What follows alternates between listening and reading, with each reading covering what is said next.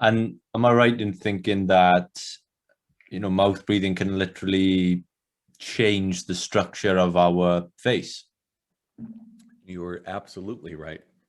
So what happens, especially when we're young, if you breathe with an open mouth all the time, throughout the night, throughout the day, your skeleton and your musculature will start developing to that form, that open mouth form.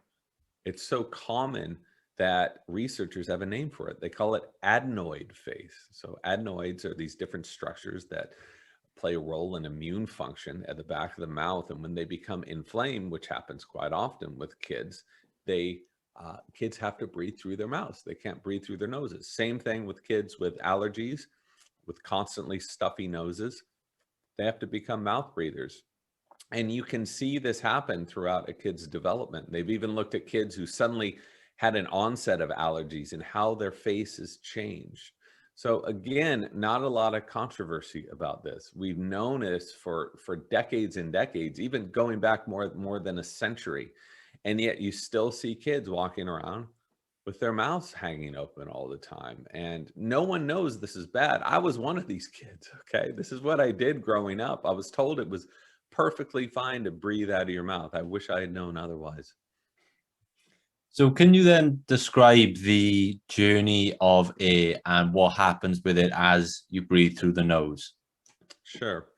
So when you're taking air in through the nose, it's collected from anywhere from a couple of feet out to a few inches out, depending on how vigorous you're inhaling. And that air is brought through these turbinates. And as it goes through these turbinates, it passes through mucous membranes and different structures. It looks like a labyrinth.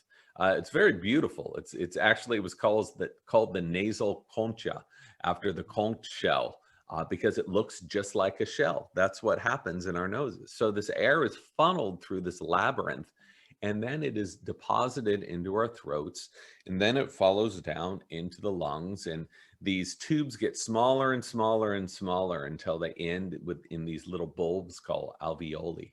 And these alveoli, that's where the gas exchange happens. So that's where oxygen will actually slip through a membrane barrier into the bloodstream. So we breathe this way to about 20,000 times a day. Okay. And this is the primary way we take the energy from the air, which is oxygen, and we deliver it into our bodies, into our bloodstreams, and into our hungry cells. And our hungry cells then can use that oxygen to make ATP, or energy, the currency of energy in our bodies.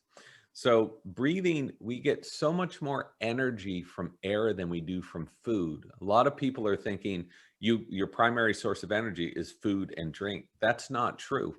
And I can prove that to you. Why don't you hold your breath for 4 minutes and see what happens to your brain and body?